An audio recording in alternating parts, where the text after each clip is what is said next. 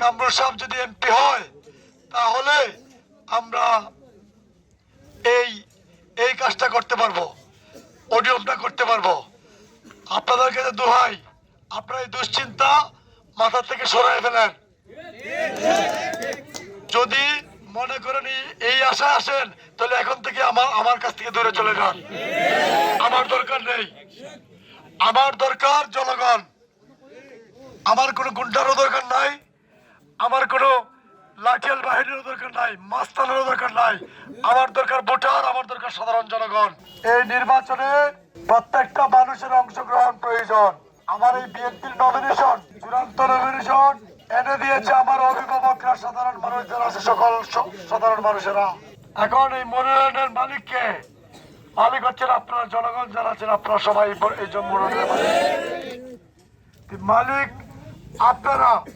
আমি মনে করি এবারের নির্বাচনের টোটাল দায়িত্ব আপনাদের। কি বলেন আপনারা? আর আমার একটা বিষয় সবসময় আমি মনে করি, আমার যে কোনো বিষয় জনগণের বিষয়। এখন এমপি বানাতে হলে তো আপনাদের সহযোগিতা ছাড়া এমপি হওয়া যাবে না। এখন এমপি হতে হলে প্রত্যেকটা মানুষ, প্রত্যেকটা ঘরে ঘরে যেতে হবে। প্রথমে আপনার মা বোনদেরকে বোঝাতে হবে, আপনার বউকে আপনাকে বোঝাতে হবে, এবং পাড়ার মানুষকে বোঝাতে হবে, গ্রামের মানুষকে বোঝাতে হবে। সাথে সাথে বোঝালে চলবে না, সেন্টারে নিয়ে যেতে হবে। সেন্টারে নিয়ে যাওয়াটা কিন্তু খুব গুরুত্বপূর্ণ। সব মশার বিরুদ্ধে সুরক্ষা দিতে এলো বসুন্ধরা এক্সট্রিম অ্যারোসল, মশার বিরুদ্ধে এক্সট্রিম সুরক্ষা। আপনারা অনেকেই মনে করতে পারেন নির্বাচন তো এমনি মনে হয়তো অনেকেই অনেক পাস করে ফেলতে পারে। এইটা ভাবার কোনো কারণ নেই। নির্বাচনে ভোট কাজ করাতে হবে, ভোটে যেতে হবে, ধানের শীষের পক্ষে ভোট দিতে হবে।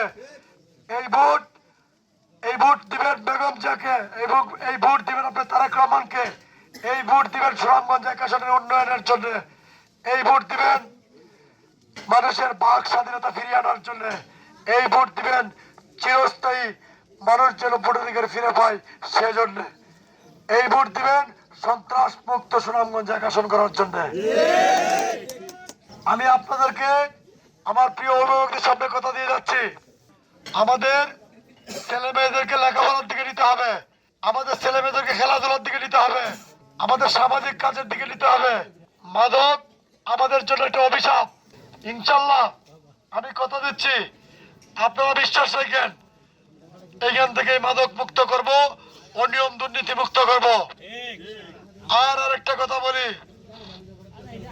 প্রিয় নেতৃবৃন্দ, প্রিয় অভিভাবক যারা আছেন, যদি কোনো কারণে কেউ চিন্তা করেন যে কামরুল সাহেব যদি এমপি হয় তাহলে আমরা এই কাজটা করতে পারবো, অডিয়মটা করতে পারবো, আপনাদের কাছে দোহাই, আপনারা এই দুশ্চিন্তা মাথা থেকে সরাই ফেলেন। যদি মনে করেন এই আশা আসেন তাহলে এখন থেকে আমার কাছ থেকে দূরে চলে যান। আমার দরকার নেই, আমার দরকার জনগণ। আমার কোনো গুন্ডারও দরকার নাই, আমার কোনো লাঠিয়াল বাহিনীরও দরকার নাই, মাস্তানেরও দরকার নাই। আমার দরকার ভোটার, আমার দরকার সাধারণ জনগণ।